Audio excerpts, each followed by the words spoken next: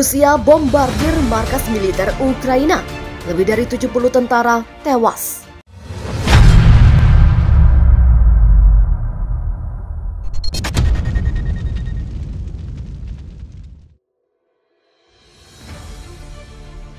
Rusia bombardir markas militer Ukraina. Lebih dari 70 tentara tewas. Lebih dari 70 tentara Ukraina dilaporkan tewas usai pasukan Rusia menembakkan rudal ke sebuah pangkalan militer di kota Oktyabr, wilayah Sumy, Ukraina. Kabar ini disampaikan Gubernur Regional Dmytro Zhivensky dalam Facebook. Sejak Presiden Rusia Vladimir Putin memutuskan untuk menyerang Ukraina pada pekan lalu, ledakan dan tembakan memenuhi sejumlah kota di negara itu. Di hari yang sama, serangan rudal Rusia ke kota Kharkiv, Ukraina, menewaskan 9 warga sipil. Sebanyak 3 anak menjadi korban dalam serangan ini. Rudal itu menghantam area perumahan, membunuh dan melukai masyarakat sipil yang tak bersalah. Belum pernah ada kehancuran sebesar ini di Kharkiv dalam waktu yang lama. Ini amat mengerikan. Wali kota Kharkiv, Igor Terekhov, dalam akun Telegramnya mengatakan pihaknya mengalami masa-masa yang berat. Ini memperlihatkan bukan sekedar perang, tetapi pembantaian orang-orang Ukraina. Sementara itu, gambaran satelit dari Maxar Technologies menunjukkan konvoi sepanjang 64 km terlihat menyasar ibu kota Ukraina, Kiev.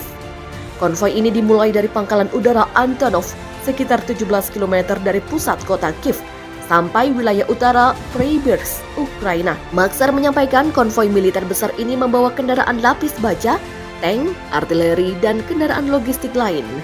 Tak hanya itu, beberapa pejabat Amerika Serikat juga menyampaikan Rusia bakal mengirimkan gelombang pasukan ke Ukraina. Gelombang ini diprediksi dapat mengatasi perlawanan dari Ukraina.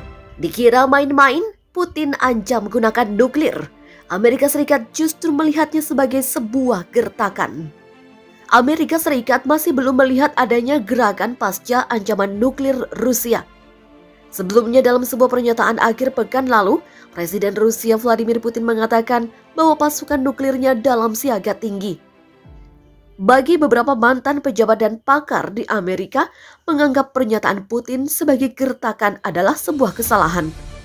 Mengingat resiko di mana Rusia terpojok atau jika perang meluas, Putin sewaktu-waktu dapat memutuskan menggunakan senjata nuklir. Kementerian Pertahanan Rusia pada hari Senin mengatakan pasukan rudal nuklirnya, Armada Utara dan Pasifik, telah ditempatkan pada tugas tempur yang ditingkatkan. Ungkapan tugas tempur khusus atau ditingkatkan tampaknya telah membingungkan Pentagon.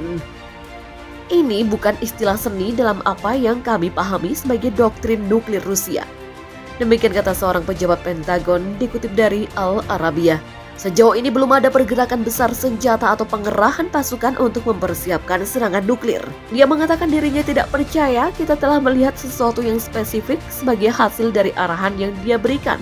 Setidaknya belum dalam hal gerakan otot yang cukup besar. Amerika terus memantau dengan cermat segala sesuatu mulai dari fasilitas penyimpanan nuklir, pasukan rudal, kapal selam hingga pengerahan pesawat pengebom berkemampuan nuklir Rusia. Juru bicara Gedung Putih Jen Psaki mengatakan tidak ada alasan untuk mengubah tingkat siaga nuklirnya saat ini. Psaki kepada MSNBC mengatakan pihaknya telah melihat pola ini dari Presiden Putin selama beberapa bulan terakhir, di mana dia membuat ancaman untuk membenarkan tindakan agresif yang lebih besar. Menurutnya, Rusia tidak akan melakukan hal demikian karena Putin telah berkomitmen untuk mengurangi ancaman nuklir. Psaki juga menegaskan kembali keputusan Washington untuk tidak menggunakan militernya untuk menciptakan zona larangan terbang di Ukraina. Putin pada Minggu memerintahkan pasukan nuklir Rusia dalam siaga tinggi sebagai bentuk tanggapan atas sanksi Barat terhadap Rusia. Pada hari Senin, pasukan rudal nuklir Rusia dan Armada Utara dan Pasifik ditempatkan pada tugas tempur yang ditingkatkan. Roket Rusia hantam Oktyabr, mayat tentara Ukraina bergelimpangan. Memasuki hari ke-6 perang, militer Rusia kembali melancarkan serangan dahsyat. Puluhan tentara Ukraina tewas saat serangan roket BM-21 Grad pasukan Rusia menghantam wilayah Sumy, Ukraina pada Selasa 1 Maret 2022 dini hari waktu setempat.